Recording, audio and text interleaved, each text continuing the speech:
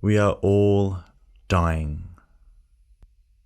No one knows exactly when our time is up. No one's pre-told, the minute that they're born, the exact day they're going to die. But it's sad to think sometimes that we can go through this life and never have actually lived this life. I was actually told earlier today from a lady that I've known from a previous gym that I used to go to about 7 or 8 years ago, that her husband just collapsed and died from a brain aneurysm. And she said they were literally having coffee. The next minute, he complained about a sharp pain in his head, like a headache. And she heard a thump on the floor behind her. And when she turned around and looked around the corner from where she was standing, he was on the floor.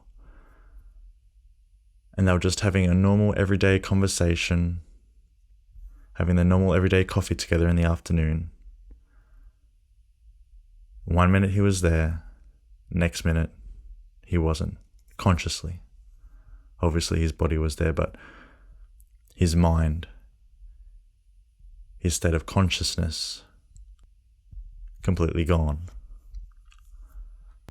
I've always been a person that has had death as a drive to do what I do, to live my life the way I choose to live, because you don't know when your time is up, in a sense. So why live life or not live it at all when you're doing it by other people's standards or opinions? And we're scared of what other people will say or think, and put us in a box, or put us in line of how they want us to behave or act, and how they want us to live. Because there's the expected, I've done this, I went through life like this, that means you should too.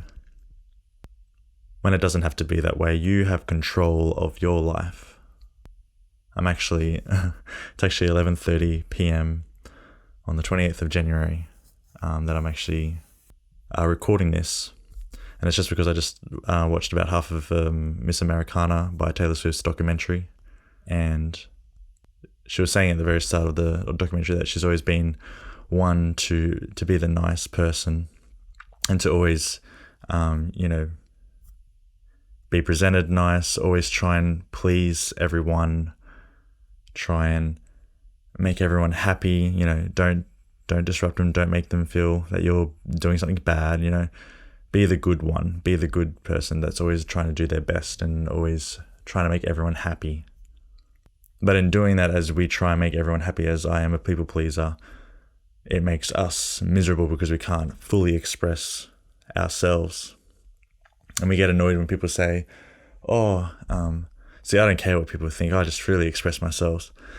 And it's sad because those people are the ones that do speak their mind, and they can say really nasty things, especially things about some other people's lives, when they don't even know that person's life. It's like, yeah, you can say what you want freely, and you don't care what people think about what you say. But you don't realize that you can make someone feel so awful and make someone feel so bad about their life that they don't actually want to live their life, because they're here trying to please you as much as they can and not wanting to offend you. But you then turn around and are happily wanting to offend them. And it's hard because, some people like me that are the people pleasers that want to make everyone happy and want to, we put on a happy face sometimes or most of the time at parties or get-togethers, because we don't want people to feel bad or negative. We want them to enjoy the moment. So we'll put on a happy face and, make it seem like everything's okay. And in a sense, you could say in hindsight, it is okay, but the battle within our heads is not okay. This whole year, the theme of Xander King is supposed to be against all odds, and I've been trying to write a list of the odds that are against me, in a sense. And one of the odds is street credit, and I don't have much popularity within my community because I'm not a very, I don't follow football. I'm not a drinker, so I don't drink any alcohol, and I don't go to parties very much. So I don't socialize and network in that sort of sense very much. I tend to stay away from those things because of the underlying hidden agendas that come with those cultures. And it's nothing against people that want to celebrate football, that's fine, and people that like to drink, that's fine. But when it comes to an excessive point of even just calling out other people because they follow a different team and bad-mouthing them and making them feel, or trying to make them feel bad for following a certain team or liking certain players, that's right, kind of uncomfortable. And I get annoyed with it, so I just tend to, you know what, it's best just to stay away from that type of energy because I don't need that energy in my life. There's much more important things to think about than whose team you're following and the rivalries between the teams and the fans of the teams. And they're going, people are dying and you're worried about someone following a certain football team, and you're discrediting their reputation in a sense as not as a favorable person to do to hang out with or to do business with, etc. And then you add alcohol into the mix, and then it heightens emotions. And if you're going through a breakup, then you're going to send excessively bad texts to your ex or to friends that have switched sides in a sense. So I've just avoided that kind of scenery. And I've always thought, because but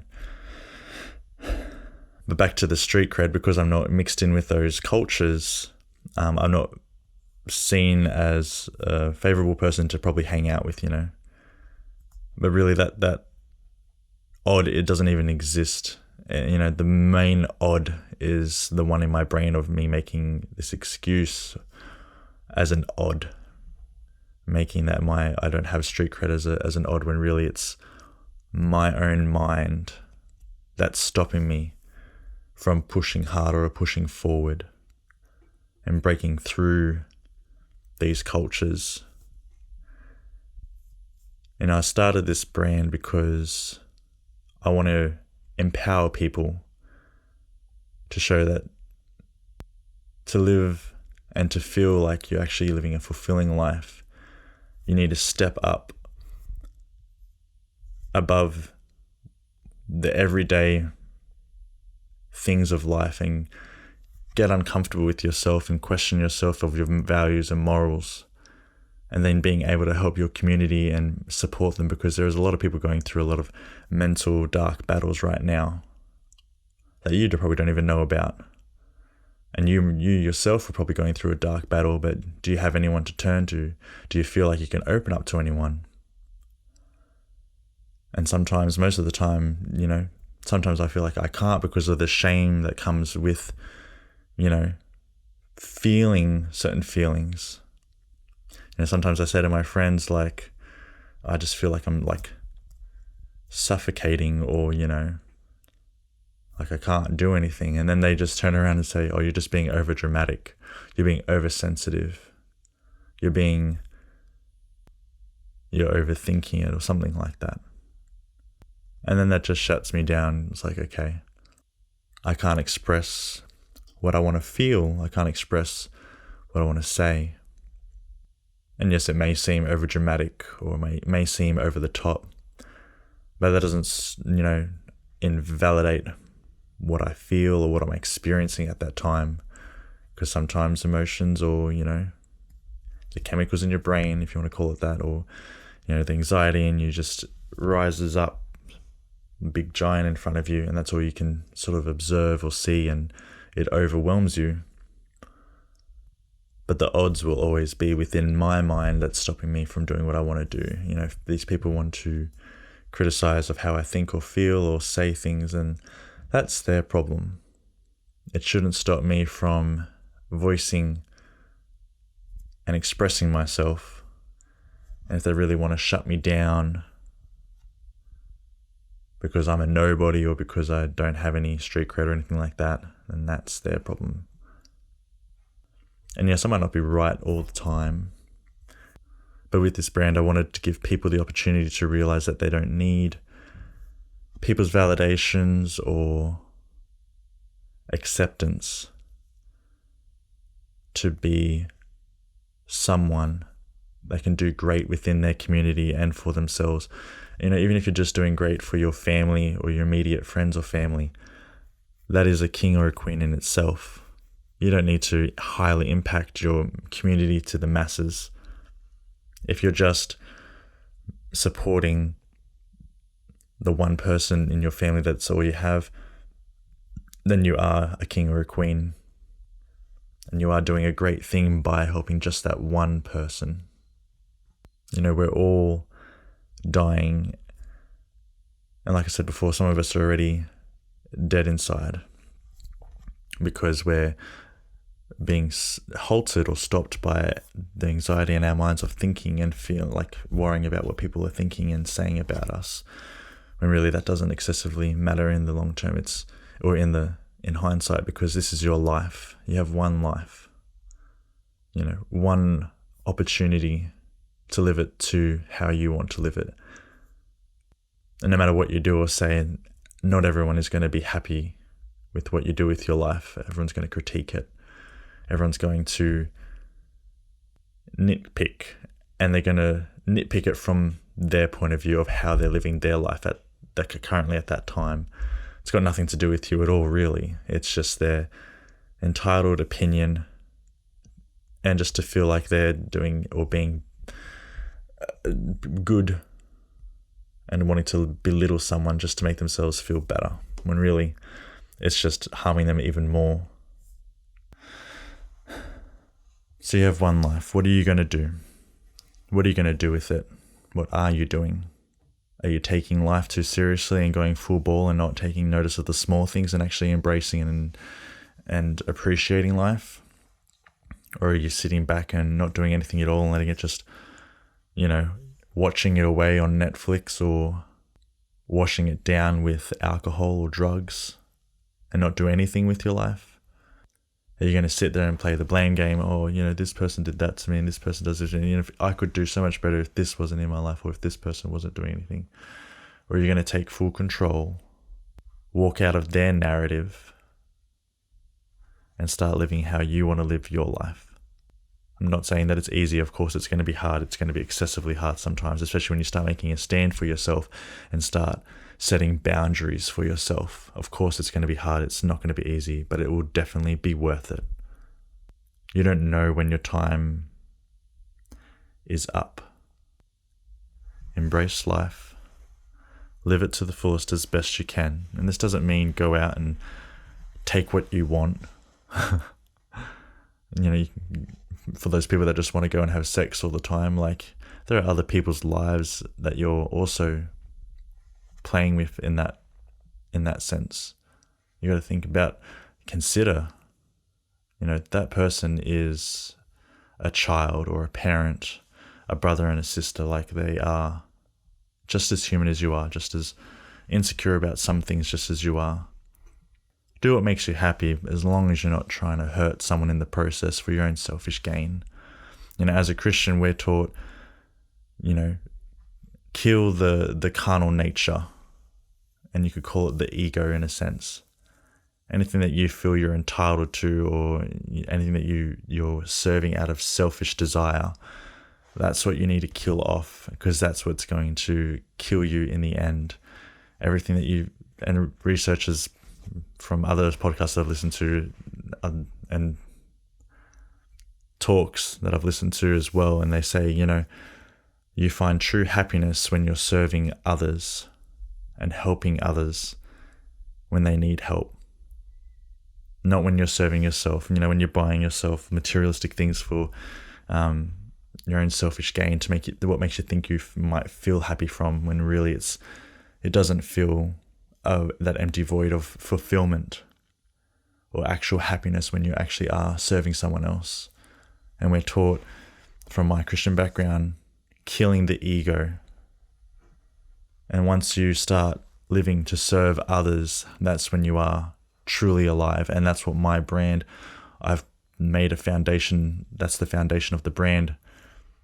is you're a king when you realize that there's so much more to life than just materialistic things, possessing things, and chasing your own selfish desires and temporary happiness desires.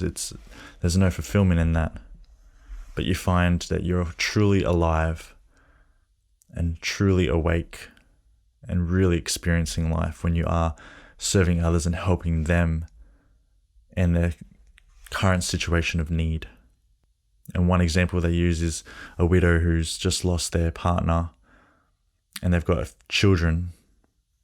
And this lady that I was talking to today, she is a widow. You know, her children are all grown up, but her husband was only 51 and she's now a widow. Life is short.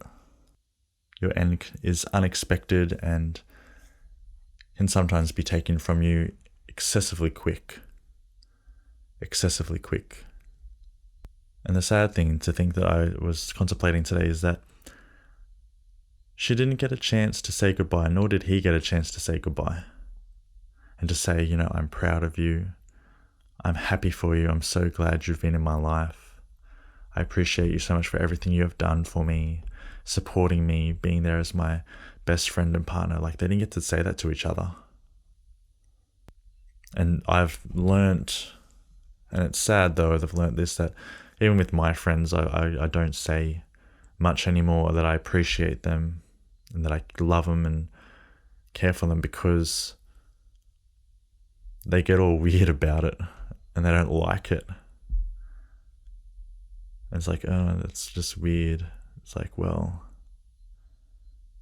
when you realize how short life is and how unexpected your ending could be, I don't want to miss the opportunity and the chance that I actually do get to say it. Because the next minute, one of us isn't going to be here or might not be here. You just don't know. And that's what I love about the fragility, or if you want to call it that, or the frail, flawed human species that we are. It humbles me because I can't boast about how good my life is when the next minute I could be gone. And then I've got nothing to boast about. Well, I can't boast at all, can I? Anyway, sorry for the doom and gloom, but it is a reality. Kicking the balls, really. A reality check. That life is not promised. Tomorrow is not promised. Waking up is a blessing. It's a God gift that you actually have woken up the next morning.